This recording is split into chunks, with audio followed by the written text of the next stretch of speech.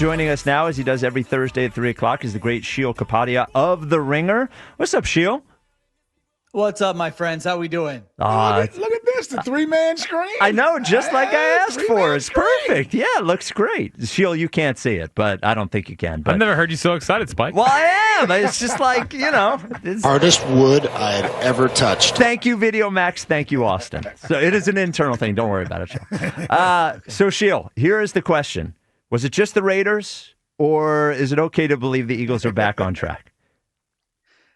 It was mostly the Raiders, but you can be encouraged about some good things with the Eagles. I mean, it was a terrible defensive performance. The likes of, if you remember the 2023 Eagles, I know no one wants to think about that with Matt Patricia coordinating them, where we did, I came on here every week and I'm just like, I don't think these players know what they're supposed to do on any given play. It's a disaster. That's what the Raiders looked like in this game. So I don't want to go overboard. Having said that, I do like that the Eagles are trying new things. They are not just banging their heads against the wall saying we're going to stick with what we've done all season. And so some of those things worked out. Now, will they work out against better competition? That's what we have the next 3 weeks for. Well, I'm actually interested, Sheil, in will they stick with some of those things, right? 30 plays under center, the majority of those, 25, right, were running plays. Something like that. Only 5 were passing plays. I'm wondering, will they stick with this formula? It's a lot easier for Jalen to accept running the ball from under center, but I wonder how much that the comfort level of him in the passing game from under center will start to, enhance as we move on. That, to me, might be the biggest key the rest of the season. Like, I have a feeling if this season ends well, we're going to say they figured out the under center, play action, how to marry the run game and the pass game, and great coaching job. Great job by Jalen Hurts. Because that, to me, really is kind of the button they need to push a lot here if they're able to. Now, if their season ends earlier than a lot of people would like, I think we're going to look at it and say, you know what? They kind of waited too long to work on that stuff. And maybe they should have had some force, because it does take reps. It takes practice. This is a significant change. I don't want to act like you can just wake up one day on a Wednesday and say, hey, we're going to implement all kinds of under center play action. I mean, you mentioned it, Ike. They threw the ball out of under center 4 or 5 times last game. So it's not something they're totally incorporating. Like, if you look at some of these other offenses, it's 15, 16, 17 times a game. So I think a big key to the rest of the season, how much can they dial that up, get the timing right, get everyone comfortable? Because I do think it's something that can really open things up and lead to some easy completions in the passing game. Sheil, to me, if they can't up that passing number, it's almost like you have to go back to shotgun, because especially in the playoffs. And I am a under center, advocate. Do it. But if 95% of the time we're going to be running there, we're sort of defeating the purpose or a lot of the purpose of what that is, and that is to keep the defense guessing as to what you're doing. And it really is. You almost have to treat these 3 games, though they're sort of important. I guess you would like the 2 seed. If I'm the Eagles, I almost treat these 3 games like, let's see what we can do and maybe live with the results, because I think they're going to need it in the postseason.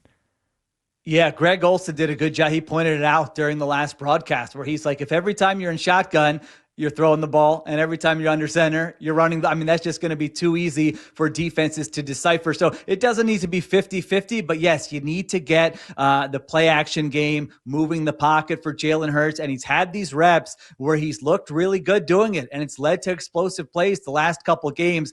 But there were times earlier in the season, remember, we were having this conversation like 6 weeks ago before the bye, where, hey, they might have found something with the under center, and then they tried to incorporate the passing stuff, and it was kind of a disaster. Just the timing with Jalen Hurts' drops and the receivers' routes and the protection, and Jalen Hurts not being willing to throw the ball in the middle of the field. All those things added up, and we were back to square one. So now they're going back to it, hopefully with some different results, with some different answers here. Well, and the thing you said, I mean, if you could expound on it all, when you're doing the under center pass game, it really is timing. I mean, that is that. I suppose it could even help with timing, but if you haven't worked on that a lot, that becomes really, really difficult to do. That's right. And you could see it on film, in previous weeks where Jalen Hurts is back there at the top of his drop and it's not timed up with the receivers breaking open. And so that's, he's holding on to the ball and now protection breaks down and he's scrambling. So that's what I'm saying. Those types of things, if you had a whole training camp, if you had an off season working on those kinds of things, it really does take a lot of reps. So that's going to be key to me, how far they can get with that the rest of the way. Big key, Sheil, moving forward will be this defense, right? We've dissected the offense and we've been trying to figure it out.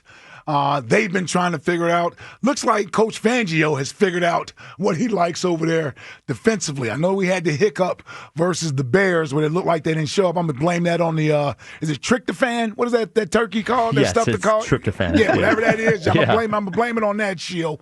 The defense looks very good. And so moving forward, I'm wondering, could that be the driving force? So here's what I mean by that. Obviously, they have to play well. But if you play complementary football from an offensive standpoint, you're doing enough to win and allowing your defense to do what they're doing versus trying to force the offense to be explosive, coming up with negative plays, and sometimes your defense is on the field too much.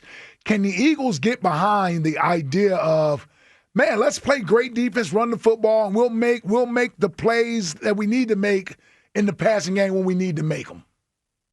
Yeah, I think that's where they're at. I think they can create some. The thing with the offense is it doesn't need to be, hey, we're stringing together a 10-play drive and it all looks beautiful every single time.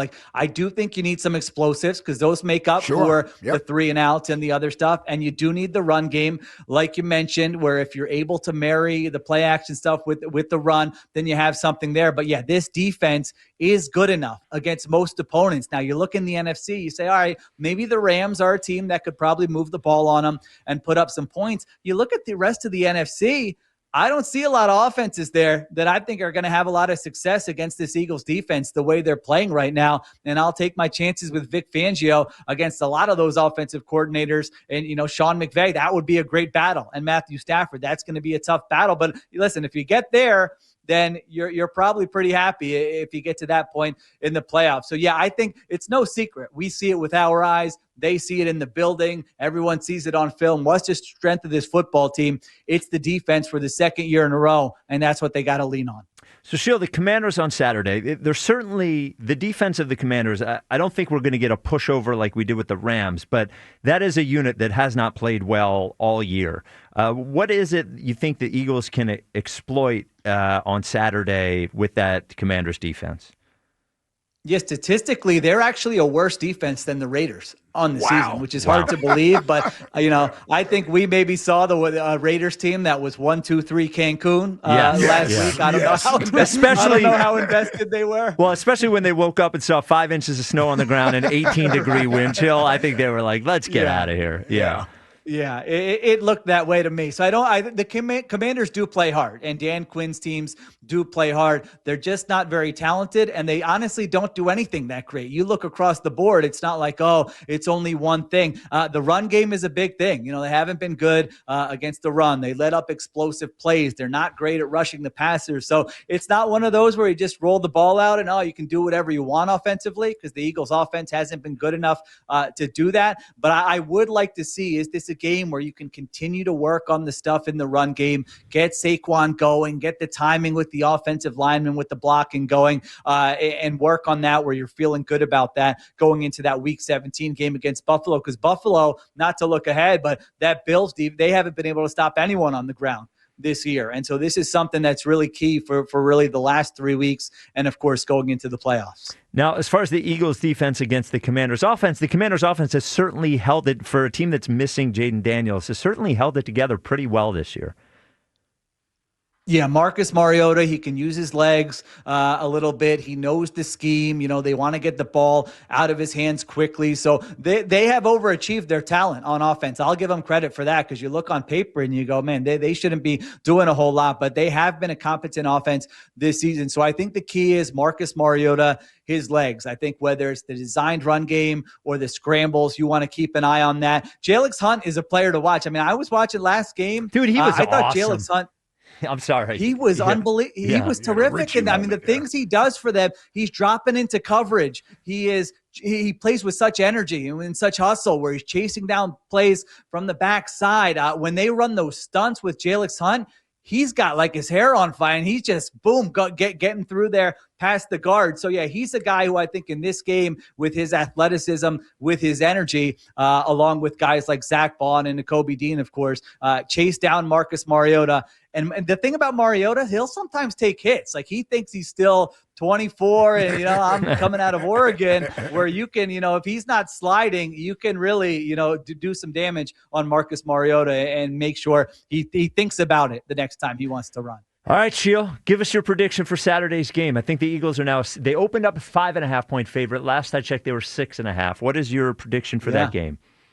Yeah, I saw 7 somewhere before I logged on. So that's going in one direction right now for the Eagles. I'm not fully bought in on the Eagles offense. I need to see more. I think it was a step in the right direction, but I'm not going to say, they're going to put up 35 on this Commanders defense. But the other side of the ball, I love the matchup for the Eagles defense against this Commanders offense. So I think it's one where in the first half we're going, it's one of those weird division games and it's a little ugly, but I think eventually the Eagles pull away. I've got Eagles 26. Commanders 17. So they cover whether it's 6.5 or 7 or whatever in this game. So Sheil, finally, as a true Philly guy, if it was okay for Jalen Hurts to wear a Yankee hat earlier in the week, why isn't it okay for me to also wear a Yankee hat?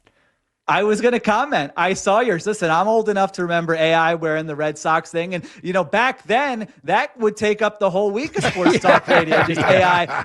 Now it's like, all right, it might get you guys a segment, but it's not going to get you a whole week's worth of shows. So, I think we've moved on. And listen, the hat for a bald man like me is an important accessory.